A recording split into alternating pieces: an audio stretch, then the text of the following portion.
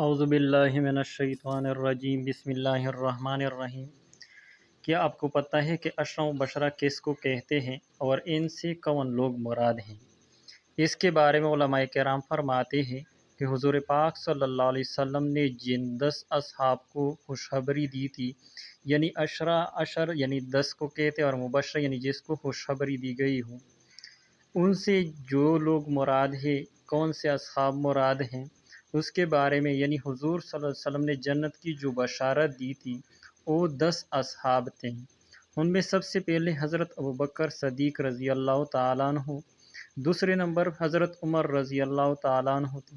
تیسرے نمبر پر حضرت عثمان رضی اللہ تعالیٰ عنہ، چوتھے نمبر پر حضرت علی رضی اللہ تعالیٰ عنہ تھے،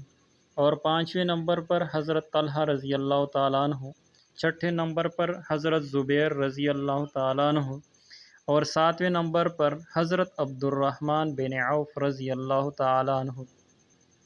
اور آٹھویں نمبر پر سعد بن ابی وقاص رضی اللہ تعالیٰ عنہ، اور نویں نمبر پر تقریباً حضرت ابو عبیدہ بن جراح رضی اللہ تعالیٰ عنہ، اور 10ویں نمبر پر سعید بن زید رضی اللہ تعالیٰ عنہ۔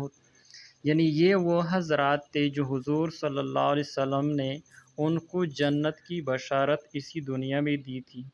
اور یہ انتہائی مخلص اور حضور صلی اللہ علیہ وسلم کے انتہائی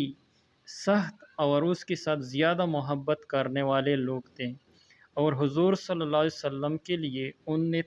اس نے تمام زندگی اس کے لیے تقریباً وقف کی تھی۔ یعنی حضور صلی اللہ علیہ وسلم کی وہ انتہائی تابعدار